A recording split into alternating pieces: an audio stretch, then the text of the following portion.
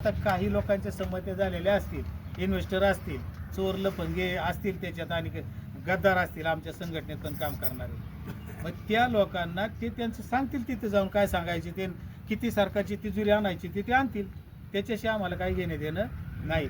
पण मूळ शेतकरी जो आहे की ज्यांनी त्याच्या पिढ्यानी पिढ्या जमिनी ते जोपासलेल्या आहेत, त्यांच्या आजोबा पंजोबा आणि आणखी इतर पासूनच्या, तर त्या शेतकऱ्याची मानसिकता ही आहे की मला संमती द्यायची आणि मला जमीन द्यायची नाही आहे, मला आहे त्याच्यात मी सुखी आहे, त्याच्यासाठी माझा त्याला काय हे काढून विरोध आहे. हे पहिल्यापासून आमचं आंदोलन हाच मुख्य उद्देश आहे.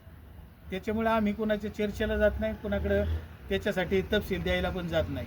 जर द्यायचं नसेल तर आम्हाला बाजारभाव ठरवण्यास काही घेणं देणं नाही आहे. काही लोक गेले असतील ते एजंट लोक होते, त्यांना शासनाने सगळ्यांनी पुढं गेलो होतं आणि त्यांनी त्यांची भूमिका सांगायची ती सांगितली, त्याची फळं मिळायची ती मिळाली.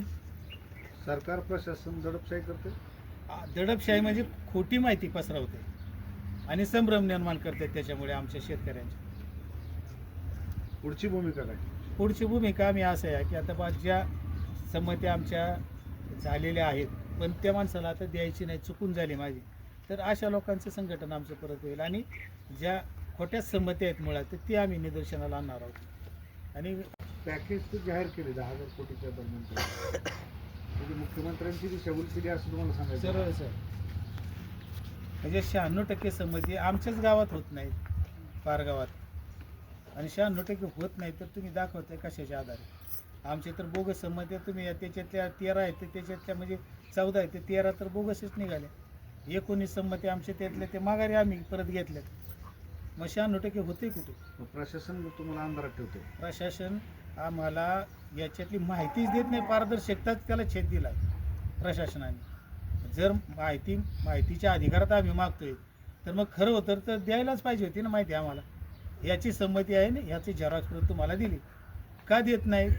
तर यांचा टक्केवारीचा भाग पूर्ण होत नाही आणि मग त्याच्यामुळे दडपशाही करण्याचा कार्यक्रम त्यांनी सुरू केलेला आहे. एकीकडे तुमचं आंदोलन म्हणजे रेट वाढवण्यासाठी आहे का तुमचा कम्प्लीट विरोध आहे? आम्हाला शेतकऱ्यांना ह्या जमिनी द्यायच्या नाहीत याच्यासाठी आंदोलन आहे माझं पहिल्यापासून. सगळ्या कोर्टात गेला तुम्ही? हायकोर्टात आम्ही गेलेलो आहे. कधी? आम्ही ऑक्टोबरमध्येच हायकोर्टात गेलेलो आहे आणि त्याच्यानंतर मग आमच्या या खोट्या संमतीचं आहे. पुन्हा मला संमती माघारी घ्यायची हा एक तिसरा भाग त्याच्यातला आहे. या 2-3 बाबीवरती आम्ही कोर्टात गेलेलो आहे. विरोध आमचा हा कायमचाच राहतो.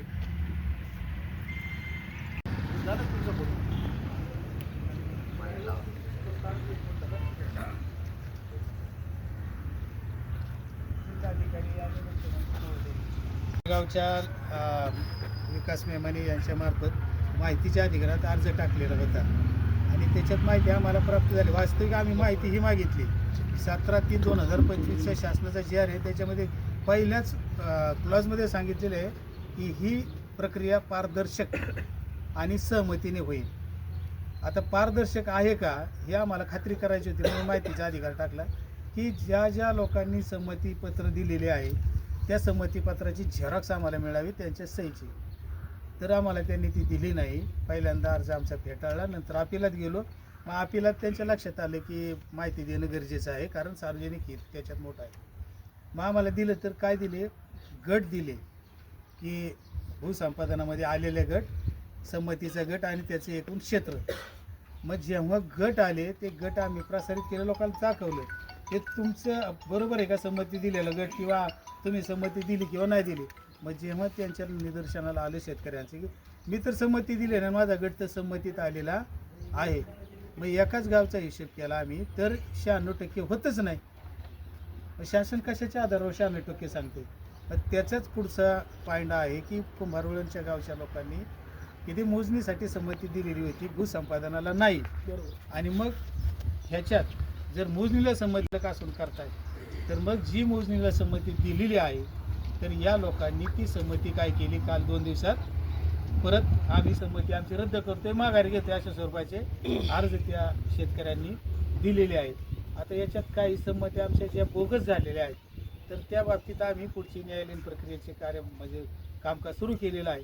आणि आता ज्यांच्या संमती मी दिशाभूल होऊन अनेक लोकांनी कानात येऊन वेगळं सांगितलं आणि मग संभ्रमित पडला शेतकरी बराचसा माणूस त्याच्यात, आणि त्याच्यामुळे त्याच्याकडून चुकून त्या मोजणीला व्हायना संमती देण्यात आलेली आहे. तर त्याच्या लक्षात आले की आपल्याला ही संमती द्यायची नाही आहे, आणि मग जे दिली असेल तर मला परत पण माघारी घ्यायची आहे. हा एक टप्पा त्याच्यातला कामकाजाचा सुरू झालेला आहे. आणि ज्या बोगस संमती झालेल्या आहेत त्या पण आम्ही एकत्र करून त्यांचे म्हणजे आम्ही कोर्ट मॅटरवरती हे निश्चितपणे कोर्टाच्या निदर्शनाला आणणार, आणि मग कोर्टाला आम्ही विनंती केलेली आहे की यांच्या खऱ्या संमती किती आहेत ते तुमच्या तरी समोर एकदा त्यांनी आणाव्यात. इथपर्यंतचा आमचा प्रवास आहे.